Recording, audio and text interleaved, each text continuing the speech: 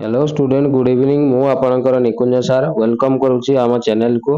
तो आपण मान नहीं आसी मु आज ओडिया रो आउ एक क्लास एवं आज क्लास रे आमे पद विषय रे पढ़िबा हला जेमति कि विशेष विशेषण ए सब पद सब अछि तो से पद विषय रे आमे कंप्लीट पढ़िबा। ओके ता पूर्व गोटे जिनस कहि रखिबा पई चाहे जदि चैनल को प्रथम थर आछंती ताले निश्चित चैनल को सब्सक्राइब करंतु कोन पाई ना आमे ए चैनल माध्यम रे आरआई कंप्लीट आरआई अमीन जो कंबाइन एग्जाम आसुची तार कंप्लीट सिलेबस आमे कवर करबा पई जाउछी। ओके तो जदि वीडियो भलो लागे निश्चित लाइक करिवे एवं चैनल को मध्ये सब्सक्राइब करिवे। ओके एवं ओडिया रो जो सब पाठ पढ़ा होची पिला माने ये सब मोर निजरो हैंड राइटिंग नोट। ओके जदि भलो लागे ताले निश्चित वीडियो को देखंतु। ओके तो चलंतु देरी न करिकि आमे स्टार्ट करवा आज क्लास हला।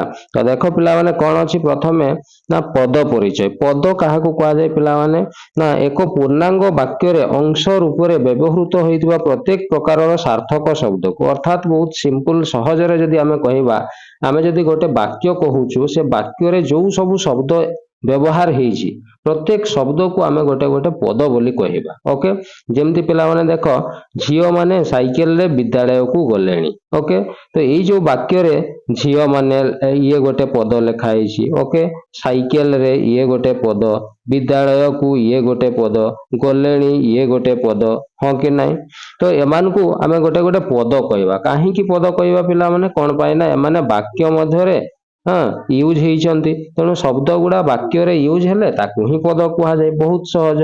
ओके तो नेक्स्ट देखिबा कोन अछि ना वाक्य रे व्यवहार करा जाउतबा मूल शब्दर किछि लागी नथिबा मुक्त रूप को ए मु एटा बहुत बढ़िया उदाहरण देकी बुझाउछु। देखो पिला जेमति एटी प्रथमे लेखा हेतला झियो माने कोन लेखा हेतला झियो माने एटु दुईटा शब्द लागिछि गोटे झियो आ गोटे कोन माने एटु जदी मु माने अंशटा को मु जदी कोन कर देबी काटी देबी ताहले कोन रहला पिला माने खाली झियो रहला। तो ए झियोटा को आमे कोन याकू गोटे मुक्त रूप बोली आमे कहबा कोन पई एटी कोनोसी चिन्ह ही लागी नै। ओके तेणु ए झियोटा को आमे कोन कहबा गोटे प्रातिपदिक कोन कहा जिवो प्रातिपदिक बोली कहा जिवो। ओके सेमति द्वितीय शब्द कोन थिला बा पद साइकेल रे थिला कि नै एटु मु ए रे चिन्हटा को जदी मु हटै देबी ताले पिला माने कोन रहइबो केवल साइकेल रहि जिवो। तेणु साइकेल को आमे गोटे कोन कहबा प्रतिपादिक बोली कहबा। सेमति विद्यालय गले ना समस्त गोटे गोटे प्रतिपादिक बोली।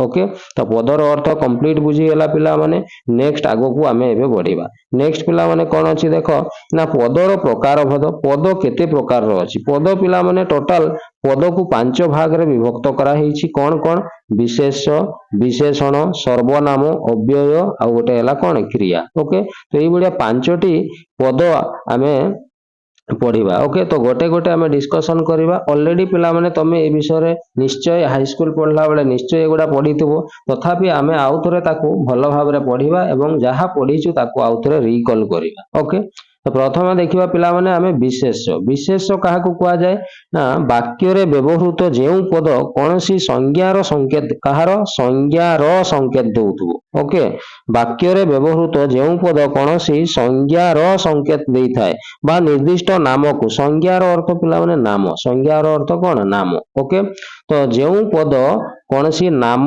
बा संज्ञा को बुझेई थाए से पुणी केमती गोटे निर्दिष्ट नाम को बुझौतिबा दरकार ये वेरी इंपोर्टेंट पिला माने निर्दिष्ट नाम को बुझेइले ताकू आमे कोन बोली कहबा ना गोटे विशेष पद बोली कहबा। बुझियला मु गोटे उदाहरण नैछि देखो पिला माने महानदी ओडिसा रो गंगा। ओके तो एई जो मु वाक्यटा लेखिछि एठी देखो महानदी ओडिशा गंगा एमाने गोटे गोटे निर्दिष्ट नाम को बुझौचंती तेणु एमान को आमे गोटे गोटे कोन कहबा विशेष पद कहबा। ओके बुझियला नेक्स्ट आगो को बढ़िबा।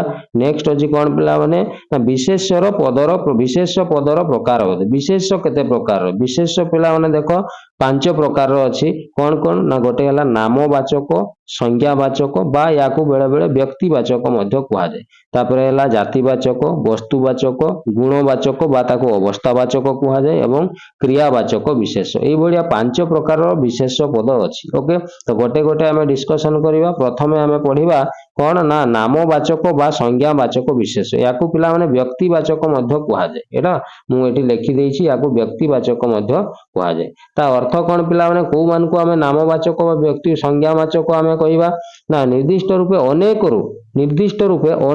जनक माने थिबे बहुत जन किंतु काहाकू जनकू ही बुझौतुबो बा गोटिकर नाम को ही बुझौतुबो ताहले आमे ताकू कोन कहबा ना नामवाचक विशेष बोली कहबा ओके जेमति मु उदाहरण निम्बो निम्बो बेलो और साहाडा गछ को पूजा करा जाय मु गोटे वाक्य लिखिछि एठी पिला माने देखो जो निम्बो लिखिछि निम्बो कहिले ये गोटे गछ तो बहुत अछंती किंतु से भितर गोटे को ही बुझाई निम्बो कहिले हो कि नै सेमति बेलो बेलो गछ पिला माने गछ तो बहुत अछि किंतु बेलो कहिले गोटे निर्दिष्ट गोटे ही गछ को बुझेबो सेमति साहाडा हला ओके तो एमान को हमें कोन कहबा ना नामवाचक बा संज्ञावाचक बा एमान को व्यक्तिवाचक विशेष मध्य कहा जाए बुझीगला नेक्स्ट आगो को बढ़िबा नेक्स्ट अछि कोन पिला माने जातिवाचक विशेष जातिवाचक का कहबा ना वाक्य रे जेउ विशेष पद कोनसी निर्दिष्ट जातिर नाम काहा को बुझौतबो जातिर नाम को बुझौतबो ताकू कहवा जिवो जातिवाचक विशेष जेमति उदाहरण शिक्षक आगामी पीढ़ी रो पिला माननकू गढंती एठी पिला माने शिक्षक हला आ गोटे पिला माने बा पिला आमे कहबा तो शिक्षक कहले पूरा शिक्षक मानकर जातिटा को बुझौची जेते शिक्षक अछंती सेमति पिला कहले पिला मानकर जेते पिला अछंती समस्तन को बुझौची तेनु शिक्षक एवं पिला एवं पिला माने एमान को आमे कोन कहबा ना जातिवाचक विशेष बोली कहबा बुझीगला आउ गोटे उदाहरण नै छि एबे शहर रे गां रु आसुथबा मनुष्यक संख्या बढ़ी बढ़ी चली छि जे पिला माने शहर मनीष शहर कहले जेते शहर सबु शहर को बुझौछि मनीष कहले जेते मनीष सबु मनीष को बुझौछि तेनु एमान को आमे गोटे गोटे कोन कहबा ना जातिवाचक विशेष कहबा बुझीगला नेक्स्ट आगो को बढ़िबा नेक्स्ट अछि पिला माने कोन ना एठी गोटे बहुत इंपोर्टेंट पॉइंट मु लिखि छि कोन ना जातिवाचक और नामवाचक मध्य विशेष मध्य पार्थक्य पिला माने जातिवाचक और नामवाचक भितर कन्फ्यूज आसी जाय कोन जेमति जातिवाचक कोन ना बहीटा को आमे कोन कहबा जातिवाचक कोन पा बही कहले सबु बही को बुझौछि किंतु तार जदी आमे नामवाचक बाहर करबा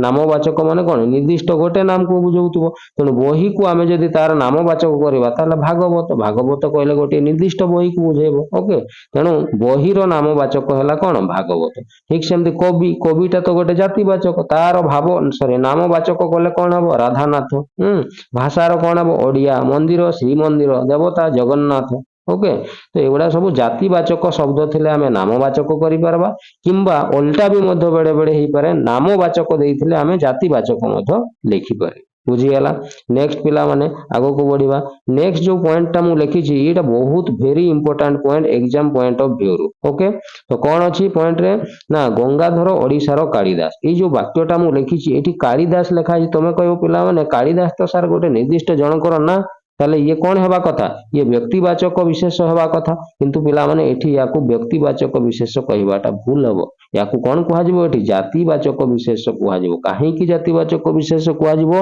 ना एठी वाक्यटा को आउतरे भलो से पढिबा गंगाधर ओडिसा रो कालिदास ता अर्थ गंगाधर को एठी कालिदासंक सहित कोन करा होछि तुलना करा होछि तनु कालिदास को एठी गोटे जातिवाचक कालिदास बहुत कालिदास हिसाब रे याकू निया हेछि से तो गंगाधर होचंती तांको भितरु जणे कालिदास ओके तो कालिदासटा एक्चुअली कोन ना एठी जातिवाचक हिसाब रे व्यवहार करा हेछि कोनसी निर्दिष्ट जन को कालिदास बोली एठी कहा जाय नाही तेनु कालिदास को एठी आमे कोन कहबा जातिवाचक विशेष बुझीगला नेक्स्ट पिला माने आउ गोटे एग्जांपल अछि प्राची नदी ओडिसा रो गंगा अर्थात एठी प्राची नदी को गंगा नदी सहित तुलना कराय तेनु गंगाटा एठी हबो कोन व्यक्तिवाचक हबो नाही याकू कोन कहबा आमे ना जातिवाचक विशेष कहबा बुझीगला नेक्स्ट ये बहुत इंपोर्टेंट पिला माने परीक्षा रे एग्जाम रे ए प्रश्न बारंबार आसुची ओके तो नेक्स्ट आगो को बढ़िबा नेक्स्ट अछि वस्तुवाचक विशेष कोन ना वाक्य रे जेउ पद कोनसी निर्दिष्ट वस्तुर नाम को बुझाए निर्दिष्ट वस्तुर नाम को बुझाइले ताको आमे कहबा वस्तुवाचक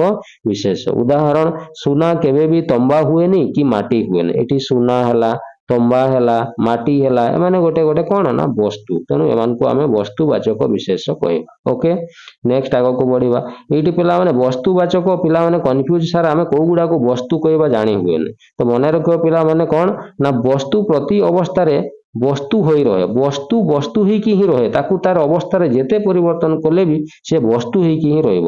ତାହାର କୌଣସି ମୌଳିକ ଧର୍ମ ବଦଳେ ନାହିଁ, ତାର କୌଣସି ମୌଳିକ ଧର୍ମ ହିଁ ବଦଳିବନି। ଓକେ, ଯେମିତି ଉଦାହରଣ ସ୍ୱରୂପ ଧରାଯାଉ ଆମେ ଗୋଟେ ଉଦାହରଣ ନେଉଛୁ କାଠ।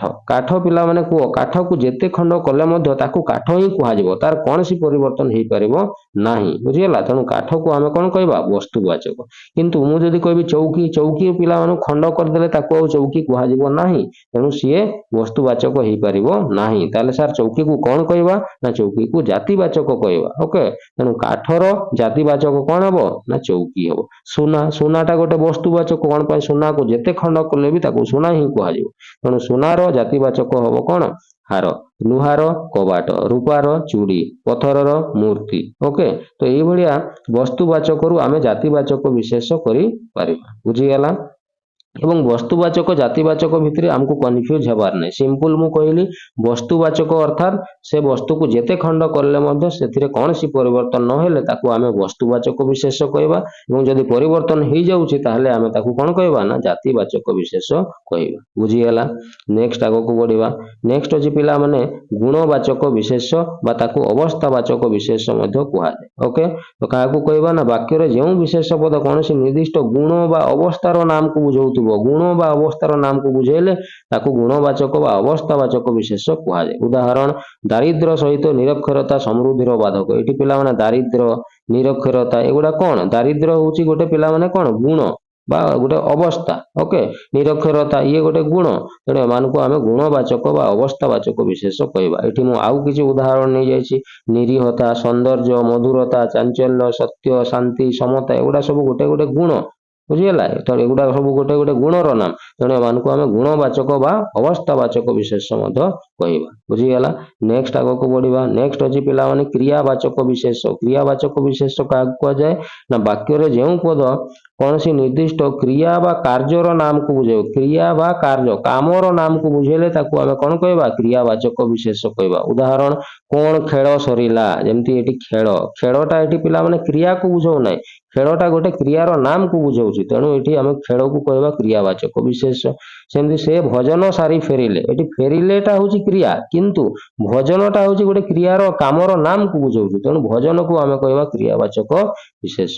ପଢା ତାଙ୍କର ଚାଲିଛି, ଅର୍ଥାତ୍ ଏଠି ଚାଲିଛିଟା ହଉଛି ଗୋଟେ କ୍ରିୟା କାମ। ଓକେ, କିନ୍ତୁ ପଢାଟା ହଉଛି ଗୋଟେ କାମର ନାମକୁ ବୁଝାଉଛି। ତେଣୁ ୟାକୁ ଆମେ ଗୋଟେ କଣ କହିବା? କ୍ରିୟାବାଚକ ବିଶେଷ। ବୁଝିଗଲା ପିଲାମାନେ? ତ ଇଏ ଥିଲା ଆଜିର ବିଶେଷ ବା ପଦ ଚାପ୍ଟର ଥିଲା, ଯୋଉଥିରେ ଆମେ ବିଶେଷ ବାବଦରେ ପଢିଲୁ। ଓକେ, ତ ଏଇଭଳିଆ ଯଦି ଓଡ଼ିଆର ସମସ୍ତ କ୍ଲାସ୍ କରିବା ପାଇଁ ଚାହୁଁଛ ତାହେଲେ ନିଶ୍ଚିତ ଆମ ଚ୍ୟାନେଲକୁ ଆସନ୍ତୁ ଏବଂ ପ୍ଲେ ଲିଷ୍ଟରେ ଥିବା ସମସ୍ତ ଓଡ଼ିଆ କ୍ଲାସ୍ କରନ୍ତୁ। ଓକେ, ଭଲ ଲାଗିଲେ ନିଶ୍ଚିତ ଚ୍ୟାନେଲକୁ ସବସ୍କ୍ରାଇବ କରନ୍ତୁ। ଓକେ, ତ ଠିକ୍ ଅଛି ପିଲାମାନେ, ଆଜି ପାଇଁ ଏଇଠି, ନେକ୍ସଟ କ୍ଲାସକୁ ପୁଣି ଆଉ ଗୋଟେ ଆମେ କ୍ଲାସ୍ ନେଇକି ଆସିବା। Okay, thank you.